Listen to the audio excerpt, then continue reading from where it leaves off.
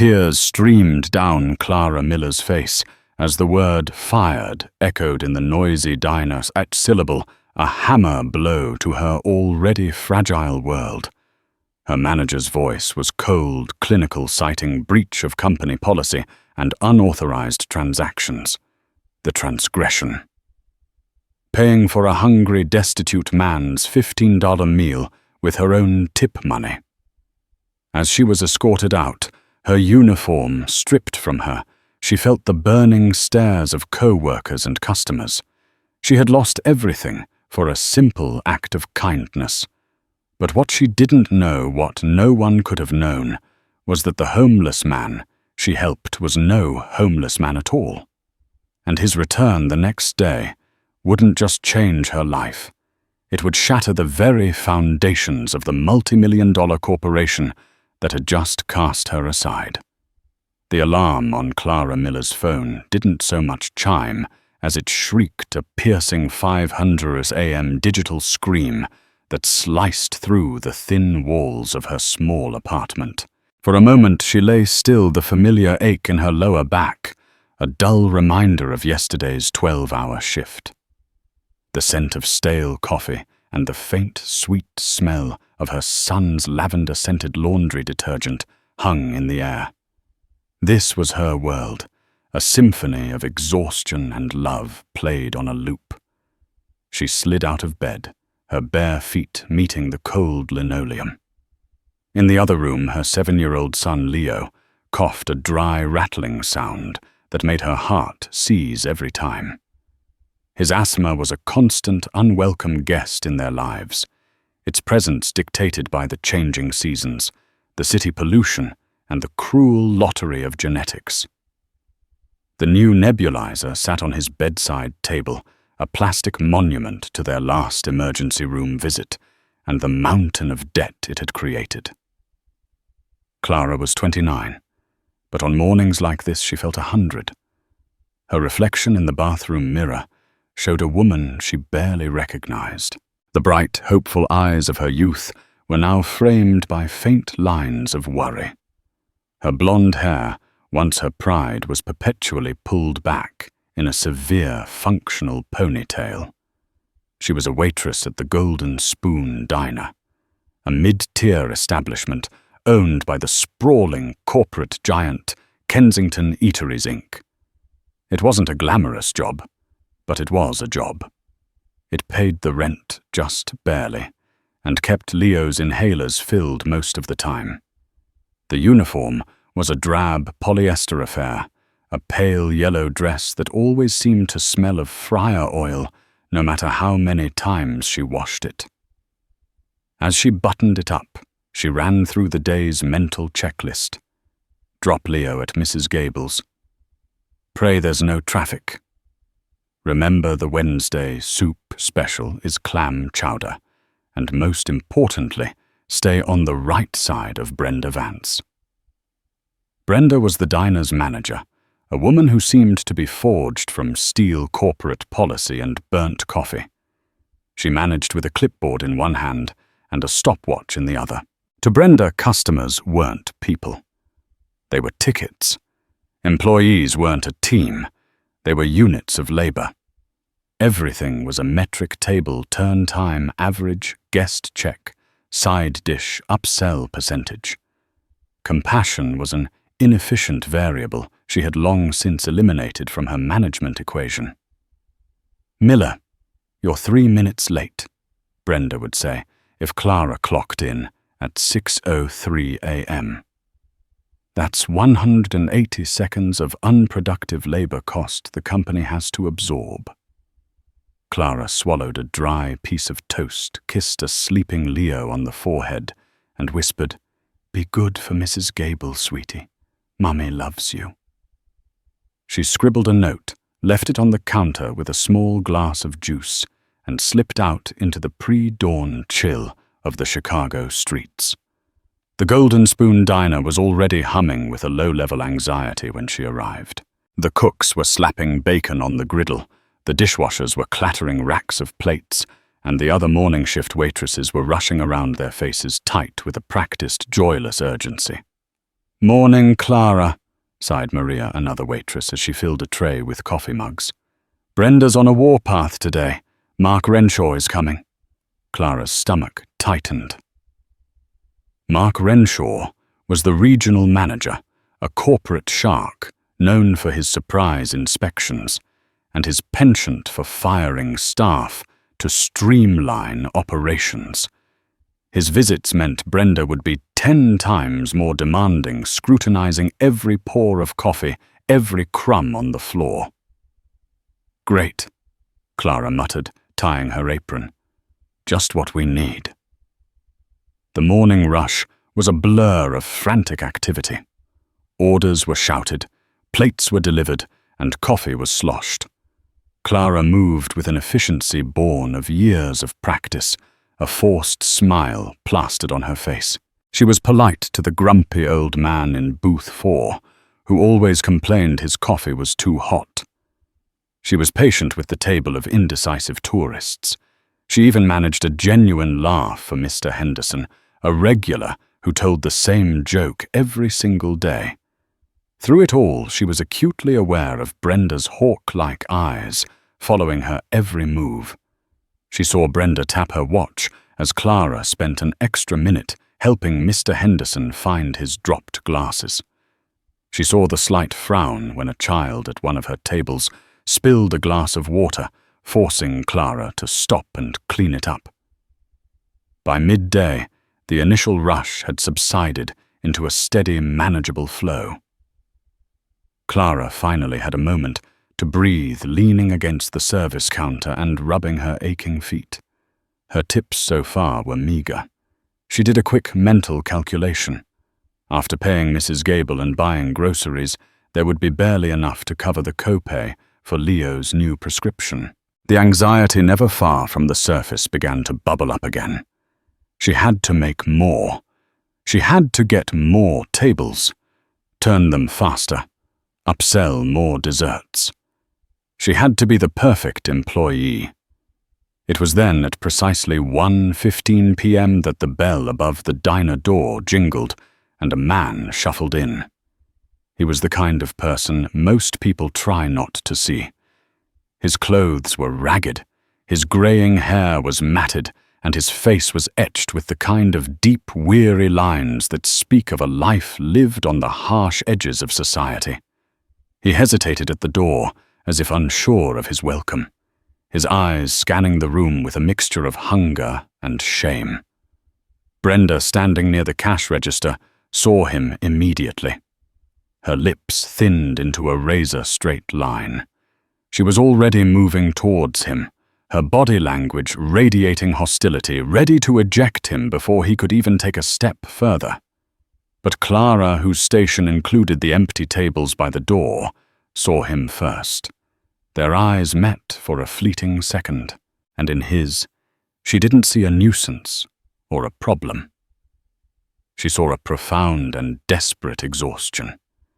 Acting on an instinct she couldn't explain, she picked up a menu, stepped in front of a glaring Brenda, and gave the man a small, gentle smile.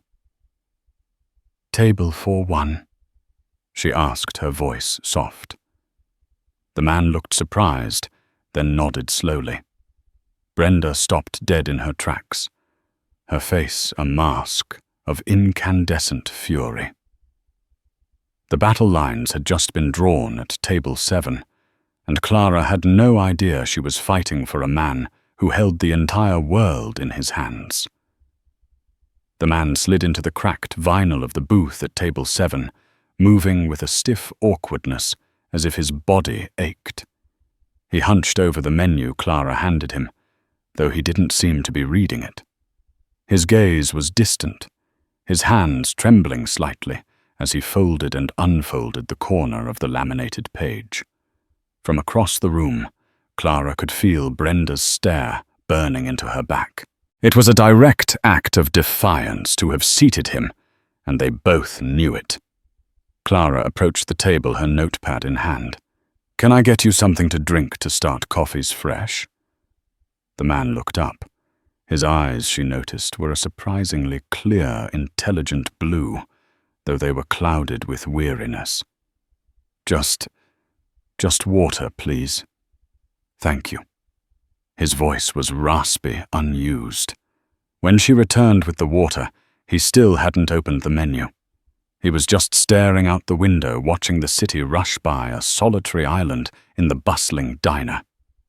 "Have you decided what you'd like?" Clara asked, gently, trying to keep her tone professional. He flinched slightly, as if startled from a deep thought. "Oh, He looked down at the menu, then back at her, a deep flush of shame coloring his weathered cheeks. "What's the cheapest thing you've got that's filling?" he mumbled, his eyes fixed on the table. Clara's heart broke a little. She'd heard that question before in different forms. The single mother trying to feed 2 kids on $10. The student with his laptop trying to make 1 coffee last for 4 hours of free Wi-Fi. "The sunrise special is our best value," she said, pointing to the all-day breakfast section. 2 eggs, bacon toast, and hash browns. It's $10. Or..." She leaned in a little, lowering her voice. "The kitchen staff made a big batch of beef stew for their own lunch. It's not on the menu, but it's hearty. I can get you a big bowl of that for $5. Comes with bread." His head shot up, his blue eyes wide with a mixture of surprise and gratitude. "The stew," he said, his voice cracking slightly. "Yes, please. Thank you." As Clara walked to the kitchen to place the order, she felt a renewed sense of purpose. This was why she'd gotten into service in the first place, years ago, before life had worn her down. It was about the simple human act of feeding someone, of offering a moment of comfort and care. The man who had mumbled his name was Art, ate the stew, with a slow, deliberate hunger that suggested he was savoring every single bite. He didn't wolf it down like a starving man.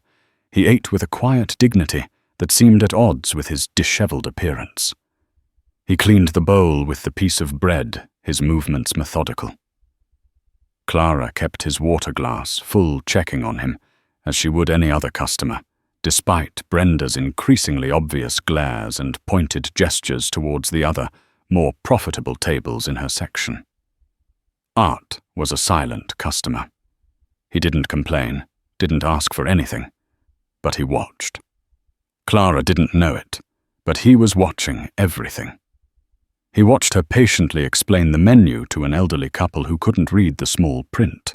He saw her slip a handful of crayons and a coloring page to a restless toddler, earning a grateful smile from the frazzled mother. He saw her expertly juggle 6 plates on her arm, her movements efficient and graceful, despite her obvious fatigue. He saw her co-worker Maria drop a tray of glasses, and he watched as Clara was the first one there. Not with a complaint, but with a quiet, "Don't worry, I've got it," as she helped pick up the shards of broken glass. Most of all, he noticed the interactions with Brenda. He saw the manager reprimand Clara in hushed, angry tones for spending too long at his table. "Your job is to maximize turnover, Miller, not run a charity. That booth has been occupied for 45 minutes for a $5 sale. Unacceptable." Clara simply nodded, her face impassive, and said, "Yes, Brenda." When Art had finished, he sat for a long time just nursing his glass of water. Finally, he signaled for the check. Clara brought it over with a small, encouraging smile. "No rush at all," she said. He nodded and reached into the pockets of his worn-out jacket. He patted his front pockets, then his back pockets.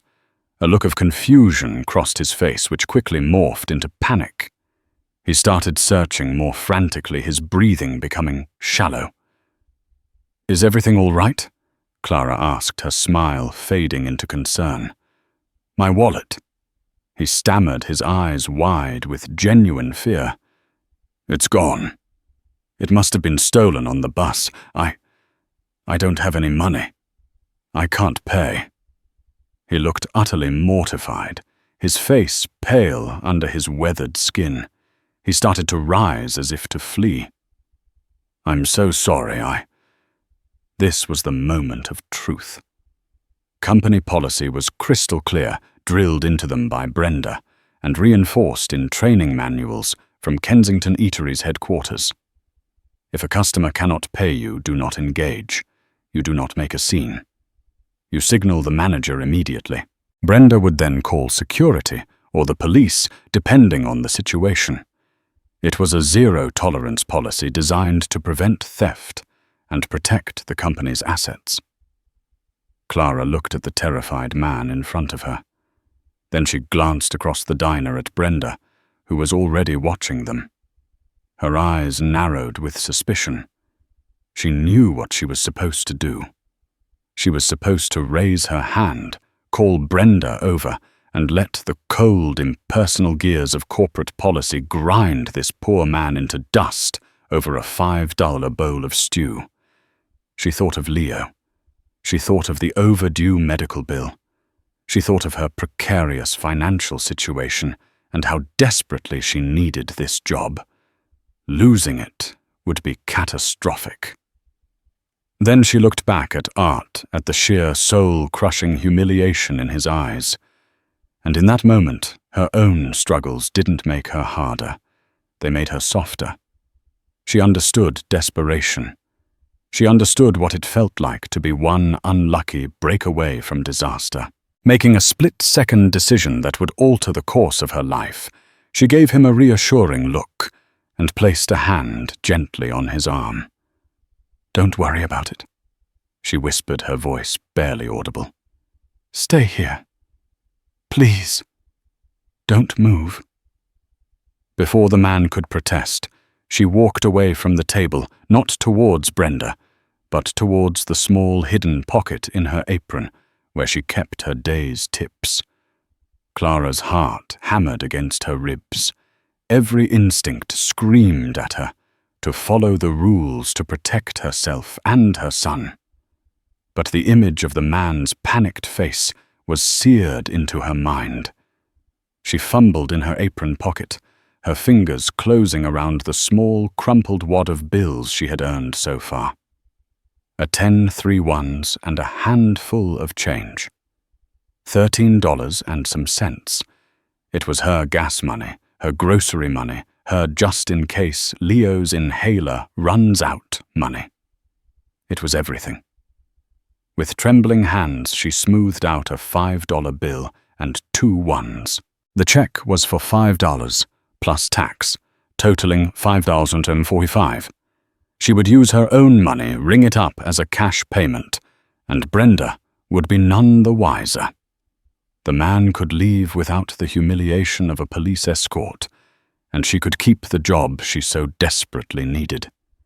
It felt like a simple, elegant, and compassionate solution. She walked to the point-of-sale terminal at the waitstaff station, her back to Brenda. She quickly typed in the table number and selected the cash payment option. Her hands were sweating as she opened the cash drawer to deposit the money. "What are you doing, Miller?" The voice was ice-cold right behind her. Clara froze her hand, still inside the cash drawer. She slowly turned to face Brenda Vance. The manager's face was a thunderous mask. Her eyes narrowed to slits. I was just cashing out table 7, Clara stammered, trying to sound casual. "With what money?" Brenda's voice was dangerously low. "I've been watching you. That man told you he couldn't pay. I saw it on his face. And you did not signal for a manager, as per protocol." Clara's mind raced. He found the money. It was in a different pocket. It was a weak lie, and it crumbled instantly under Brenda's intense glare. "Open your hand," Brenda commanded. Clara hesitated. "Brenda, it's really—" "Now, Miller, or I'll have security do it for you." Defeated, Clara opened her hand, revealing her own crumpled bills. Brenda's eyes flickered from the money in Clara's palm to the cash drawer and back again. A slow, cruel smile of triumph spread across her face. This was the moment she had been waiting for. A clear, undeniable breach of Wallacey. "So this is how it is," Brenda said, her voice now rising in volume, attracting the attention of nearby staff and customers. "You are using your own funds to pay for a customer's meal. An unauthorized transaction. A flagrant violation of Kensington Eateries Policy 7B, subsection 4. Employee funds shall not be commingled with company revenue or used to settle a customer's bill under any circumstances." She recited the rule like a religious zealot quoting scripture. The diner was growing quiet. The clatter of cutlery and the low hum of conversation began to fade as people turned to watch the unfolding drama. At table 7, Art looked on his face a mixture of horror and disbelief. He started to get up to say something, but a subtle shake of Clara's head begged him to stay put. Intervening now would only make it worse. "He was hungry, Brenda," Clara pleaded, her voice a desperate whisper. "He didn't have any money. It was $5. What was I supposed to do? Call the cops on him for a bowl of stew? You were supposed to follow procedure." Brenda snapped her voice, now a full-blown declaration for the entire room to hear. "Procedures exist for a reason. To protect this business. What happens next time? Do you give away a steak dinner? Do you start emptying the register for every sob story that walks in that door? You are not just an employee, Miller. You are a liability." The humiliation was a physical force pressing down on Clara, making it hard to breathe. Her cheeks burned. She could feel the pitying stares from her co-workers and the curious, judgmental gazes from the customers. "I paid for it," Clara said, her voice trembling but defiant. "The company didn't lose a single cent. In fact, you made a profit on the stew." This was the wrong thing to say. Brenda's face contorted with rage. "This isn't about one bowl of stew. It's about authority. It's about discipline. It's about the precedent you are setting. You have undermined my authority and willfully disregarded corporate policy. You have proven that you cannot be trusted." Brenda took a step back, her posture rigid and official. She was no longer a diner manager. She was an executioner. "Clara Miller," she announced, her voice ringing with a cold finality that chilled Clara to the bone. "As of this moment, your employment with Kensington Eateries is terminated. You are fired." The word hung in the air, sharp and brutal. A collective gasp rippled through the diner. Maria had her hands over her mouth, her eyes wide with shock. Even the cooks had stopped working and were staring out from the kitchen pass-through. "Brenda, you can't—" Clara choked out, tears welling in her eyes. "Please, my son, I need this job." "You should have thought of your son before you decided to become a martyr for a vagrant," Brenda retorted coldly. "Take off your apron. I'll have your final paycheck mailed to you. You have 5 minutes to collect your personal belongings from your locker. I will escort you out myself." Numbly, Clara untied the strings of her apron. The cheap yellow fabric suddenly felt impossibly heavy. She folded it and placed it on the counter.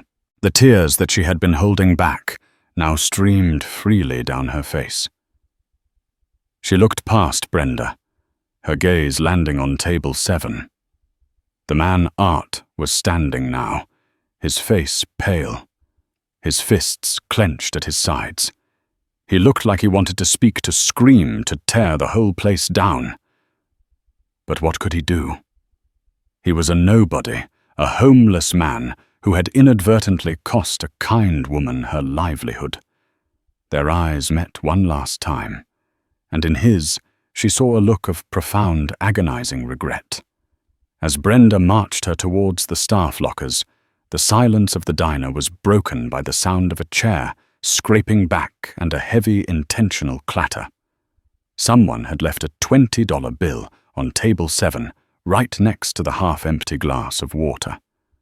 But it was too late. The gears had been set in motion, and Clara Miller, mother waitress and good Samaritan, was now unemployed. The walk home was a blur. Clara didn't remember the familiar route, the crack in the sidewalk on the corner of Elm and 3rd, or the sound of the elevated train rattling overhead. All she could feel was the phantom weight of the apron on her waist, and the searing heat of humiliation on her cheeks. The city sounds were muffled, as if she were underwater drowning in a sea of despair. When she reached her apartment building, the 3 flights of stairs felt like a mountain. Each step was a leaden weight, her legs trembling with a combination of exhaustion and shock. The key fumbled in the lock, her hands shaking too much to guide it home. Finally, the door clicked open, and she stepped into the silence of her empty apartment. For a moment, she just stood there in the small entryway, her purse sliding from her shoulder and landing on the floor with a soft thud. The reality of her situation crashed down on her with the force of a physical blow. Fired. The word echoed in the silent apartment, mocking her. Fired for a $5 bowl of stew. Fired for being kind. She sank onto her worn-out sofa, the springs groaning in protest. She didn't cry. The tears had run dry on the walk home, leaving behind a hollow, aching numbness. Her mind, however, was a chaotic storm. How was she going to pay rent next month? The landlord, Mr. Petrov, was a stickler. He didn't do extensions. How would she afford Leo's medication? His new prescription was waiting at the pharmacy, its cost looming like a monster in the dark. What about food? The fridge was already looking bare. Panic began to claw its way up her throat, cold and sharp. She wrapped her arms around herself, trying to hold the pieces of her crumbling world together. She was a good worker. She was never late. She covered shifts for others. She did everything that was asked of her, and more. How could it all be undone by one small act of compassion? Her eyes fell on a framed photograph on the end table. It was of her and her late husband, David, taken 5 years ago on a rare trip to the lake. They were smiling, their faces bright with a future that had seemed so full of promise. David had been a chef, a man who believed that food was love. He would have been proud of what she did today. "You always feed a hungry man, Clara," he used to say. "No questions asked. That's the first rule of the kitchen." David had also worked for a Kensington eateries establishment, a more upscale bistro downtown. He'd been passionate, creative, a rising star in the kitchen. Then one night, he'd been fired. The official reason was unauthorized use of company inventory. He had made a beautiful birthday cake for a dishwasher whose family couldn't afford one, using a handful of flour, sugar, and eggs from the pantry. He was fired on the spot by a manager just like Brenda, a man who saw only inventory shrinkage, not a gesture of human decency. The dismissal had broken David's spirit. He struggled to find another job with that mark on his record. The stress, the shame. It led him down a dark path. A year later, he was gone, leaving Clara alone with a 2-year-old Leo and a mountain of grief. The bitter irony was not lost on her. The same corporation, with its same soulless, rigid policies, had now shattered her life just as it had shattered his. It was a cruel repeating pattern, a legacy of corporate indifference that had claimed her family twice. A wave of anger, hot and fierce, finally broke through the numbness. It wasn't just about her anymore. It was about David. It was about every little person ground up by the unfeeling machinery of a giant company that valued rules over people. Getting up from the couch, she walked to Leo's room. He was still at Mrs. Gable's. She would have to call and tell her she couldn't afford to pay her for the rest of the week. Her son was sleeping soundly in his small bed, his chest rising and falling in a steady rhythm. The nebulizer stood guard on his nightstand. She reached out and gently brushed a lock of hair from his forehead. He was her whole world. Everything she did for him. And now she had failed him. That was the thought that finally broke her. The tears came again, silent and agonizing. She sank to the floor, her head resting against the side of his bed, and wept. She wept for her lost job, for her shattered pride, for the uncertain future. She wept for David and the life they were supposed to have. She wept for the simple, crushing unfairness of it all. As the evening light faded outside the window, casting long shadows across the room, Clara Miller felt a profound and terrifying loneliness. She had never felt so utterly and completely alone in the dark. While Clara's world was shrinking to the four walls of her silent apartment, another world, one of panoramic city views and polished mahogany, was being shaken to its core. Arthur Kensington, known to Clara only as Art, sat in the back of his chauffeured Maybach, the scent of rich leather, a stark, nauseating contrast to the diner's lingering smell of grease and despair. He had shed the ragged clothes now stuffed in a duffel bag on the floor, and was back in a tailored Brioni suit. But the transformation was only skin deep. Inside he was still the man from Table 7, horrified, ashamed, and powerless. He hadn't intervened. That was the thought that played on a torturous loop in his mind. He, Arthur Kensington, CEO and chairman of Kensington Eateries, Inc., a man whose single word could create or destroy careers, had sat by and watched a good woman be publicly humiliated and fired for showing him a kindness he hadn't experienced in years. He had stayed in character, played the part of the helpless vagrant, because his undercover CEO consultants had told him that intervention would compromise the entire project. "Observe and report, Mr. Kensington. Do not engage." What a fool he'd been. This whole exercise, cooked up by his PR team, was supposed to be a way to reconnect with the company his father had built. "See the front lines, Art," his father had always said. "A company's heart isn't in the boardroom, it's on the diner floor." After his father's death 6 months ago, Arthur, who had been raised on spreadsheets and profit margins, felt a gnawing disconnect from that philosophy.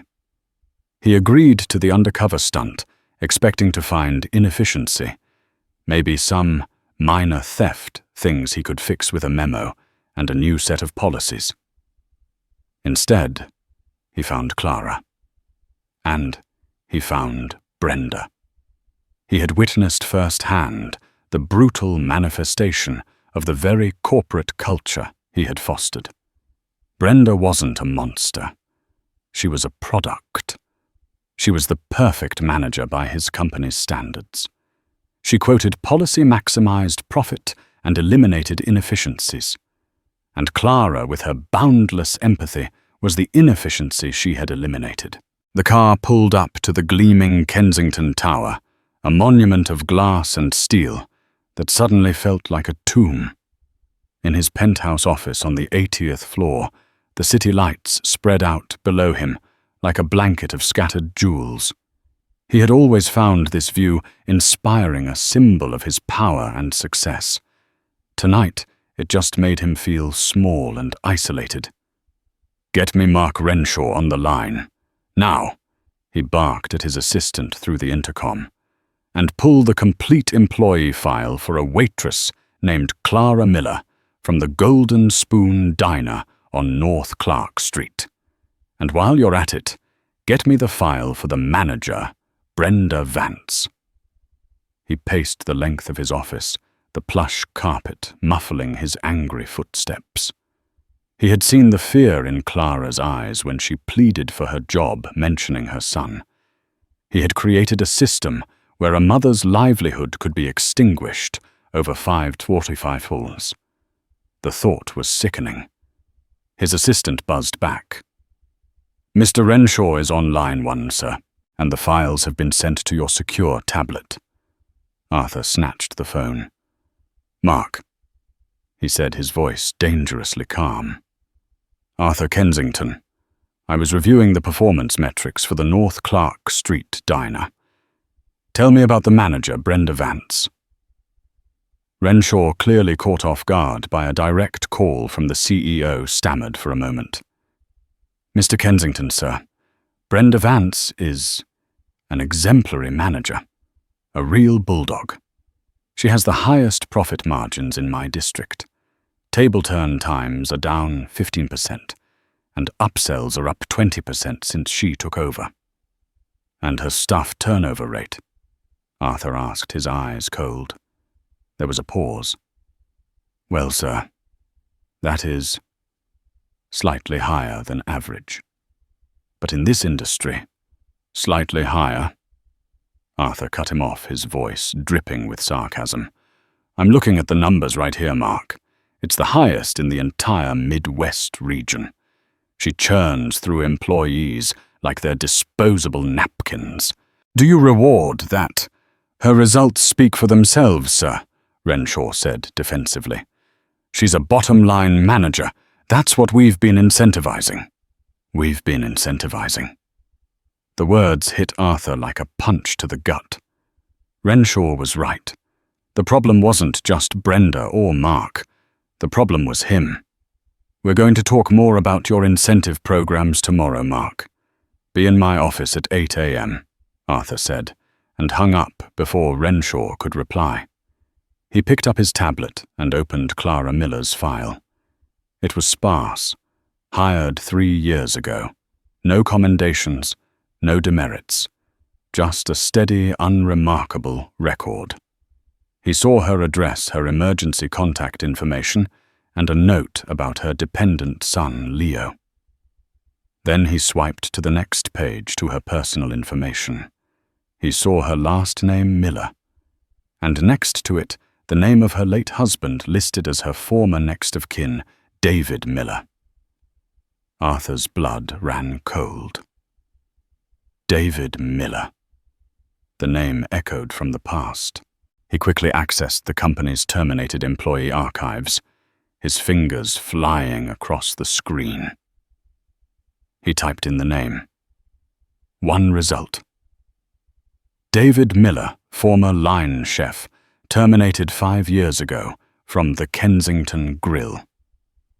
Arthur remembered the incident vaguely. A regional manager, a different one, had boasted about it in a quarterly meeting, making an example of a chef who had been caught giving away inventory. They had all nodded along, praising the manager's firm hand in protecting company assets. He looked back at Clara's file, then at David's. It was the same address. He stared at the screen, the pieces clicking into place with a horrifying, sickening finality. This wasn't a random encounter.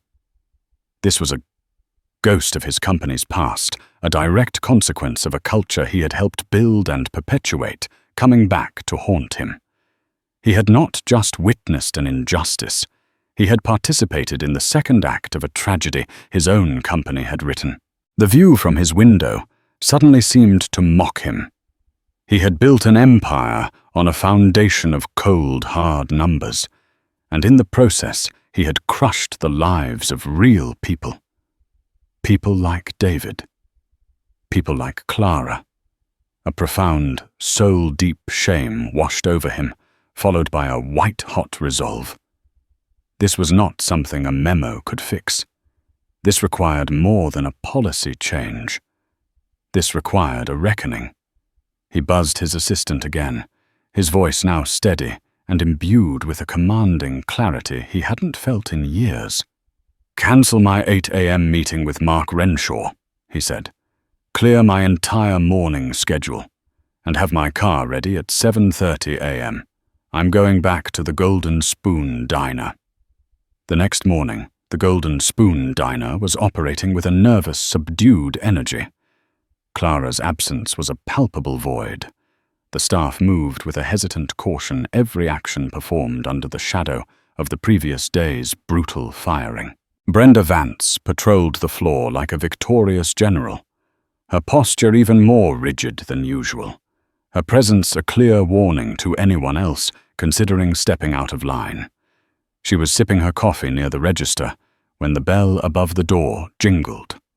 She looked up, a formulaic "Welcome to the Golden Spoon" dying on her lips. Standing in the doorway was not a regular customer. It was a man in a perfectly tailored charcoal suit that probably cost more than her car. He was flanked by two other people, a man and a woman, both impeccably dressed and holding portfolios. The man in the suit was tall, with an air of absolute unshakable authority. His clear blue eyes swept across the diner, taking in every detail. They were the same intelligent blue eyes Brenda had seen in The Ragged Vagrant the day before. Her brain struggled to connect the two images. It was impossible. She blinked, but he was still there now, walking slowly toward her. "Good morning, Oku," the man said, his voice calm but resonant with power. It was the same voice, no longer raspy, but smooth and commanding. "I believe we met yesterday.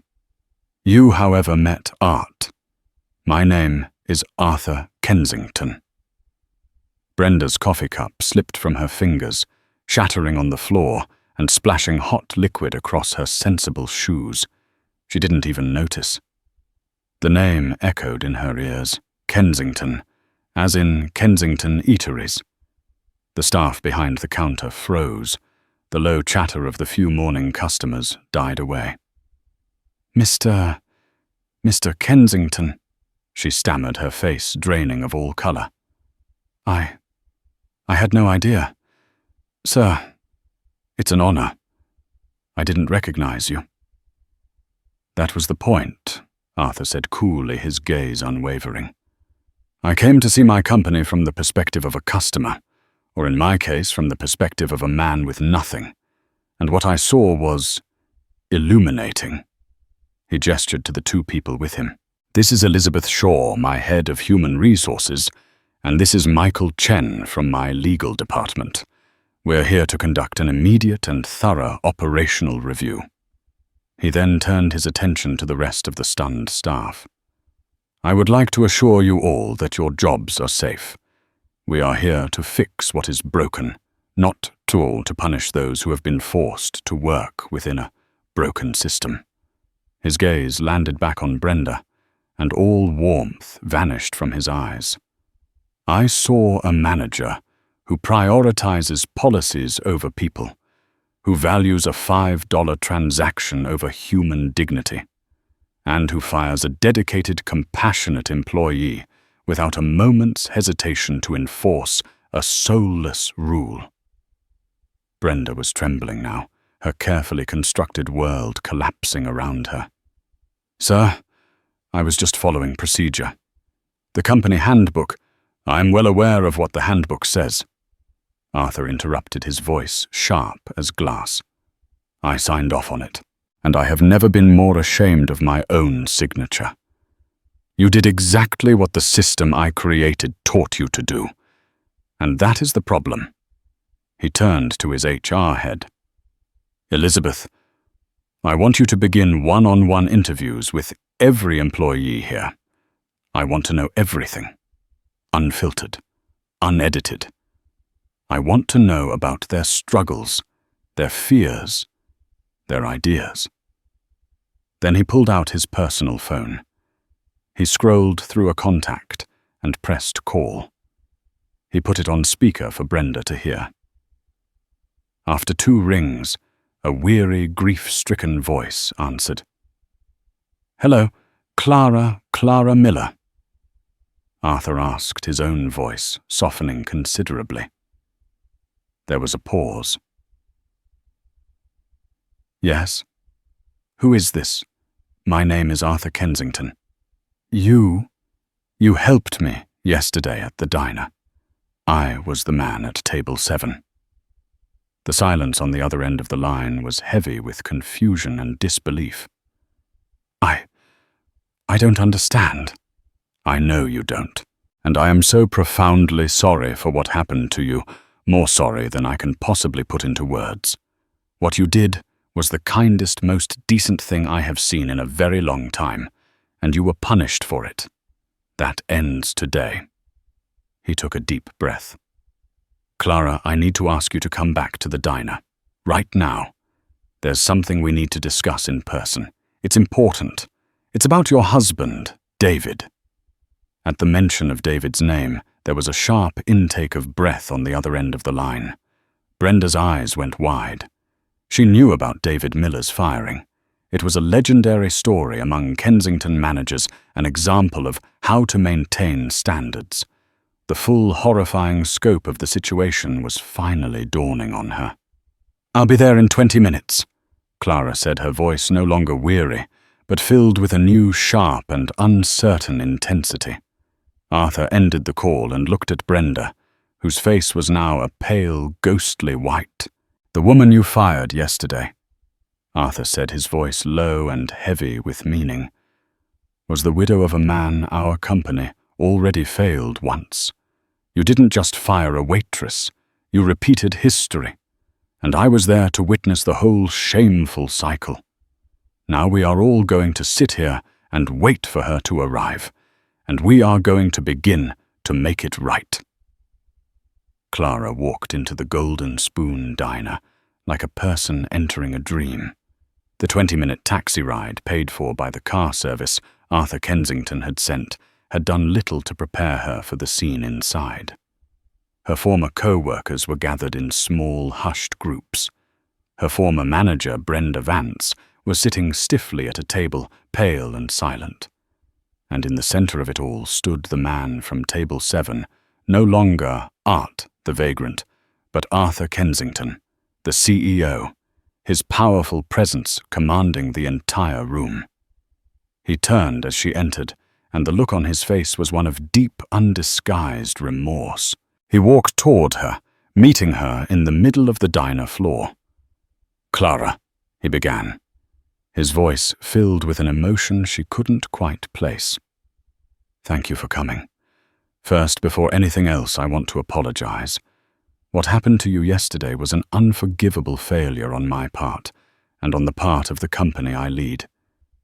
There is no excuse." Clara was still trying to process the sheer surreality of it all. You're the CEO," she stated the words, feeling foreign in her mouth. "I am," he confirmed, "and I have been a very poor one. I lost sight of what my father built this company on, people.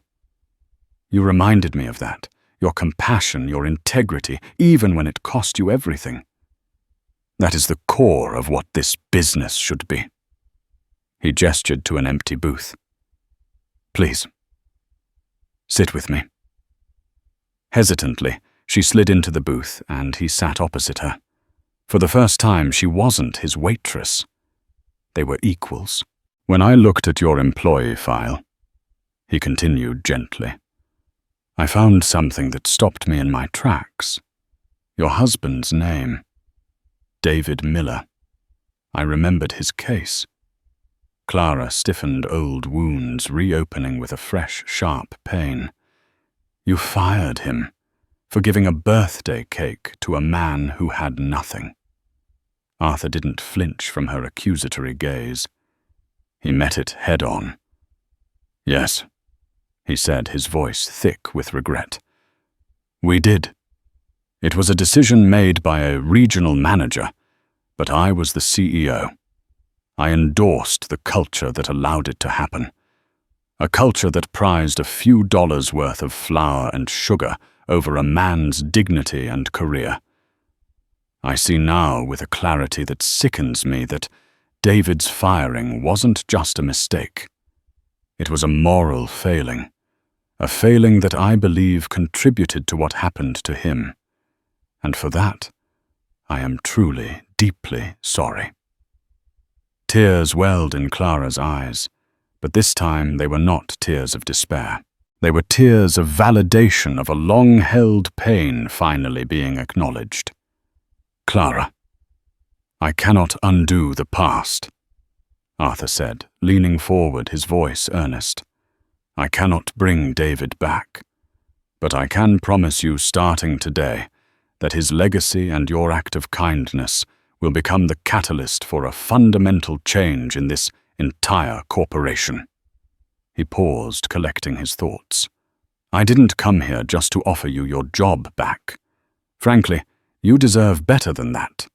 I am creating a new position, a new department within Kensington Eateries. It's called the Kensington Cares Initiative. Its sole purpose will be to audit and reform our company policies, to implement employee support programs, and to ensure that compassion and empathy are woven into the very fabric of how we do business. We'll establish emergency funds for employees, in crisis overhaul our management training, and create pathways for real feedback from the ground up." He looked at her, his blue eyes filled with a desperate hope. "And I want you to run it. I want you to be its first ever director. I don't want someone with a business degree who's never served a plate of food in their life. I want someone who understands the human cost of a bad policy. I want someone with integrity, with courage, and with a heart. I want you, Clara." Clara was speechless, the director of a corporate initiative. It was unfathomable. "Me, I'm a waitress. I don't know how to run a department." "You know how to be a decent human being," Arthur countered. "That's the most important qualification. We will provide you with all the training resources and support you need. A team, an office at headquarters, and a salary that will ensure you and Leo never have to worry about a medical bill or the rent again." "I'm not offering you a job, Clara. I'm asking you to be my partner in fixing this company, to help me build a corporation that David would have been proud to work for."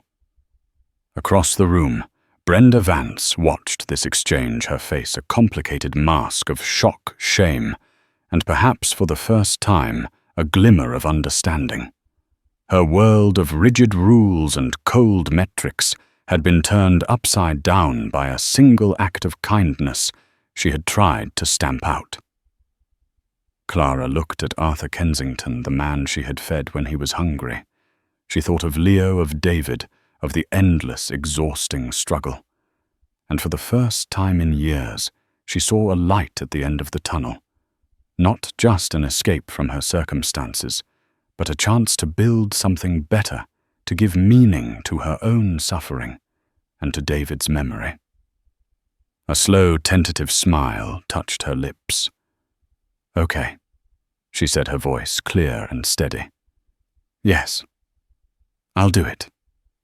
Arthur Kensington let out a breath he didn't realize he'd been holding. It was the beginning of a long road, but it was a start.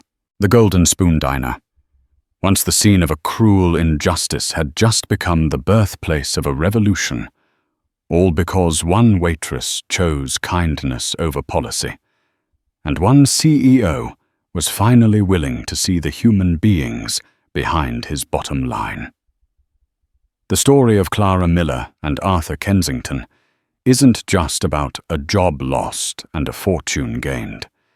It's a powerful reminder that our true character is revealed not in how we follow the rules, but in how we treat each other, especially when no one is watching. Clara's simple act of kindness, born from her own struggles, created a ripple that didn't just come back to her. It grew into a tidal wave of change that reformed an entire company. It proves that one person armed with empathy can be more powerful than the most rigid corporate policy. Her story teaches us that true strength lies in compassion, and that sometimes the biggest risks lead to the most profound rewards. What seems like a thankless sacrifice could be the very thing that changes everything. If Clara's incredible journey moved you, please give this video a thumbs up to spread the message of kindness. Don't forget to share it with someone who might need to hear it. And for more real-life stories that will inspire and amaze you, hit that subscribe button and turn on notifications. Thank you for listening.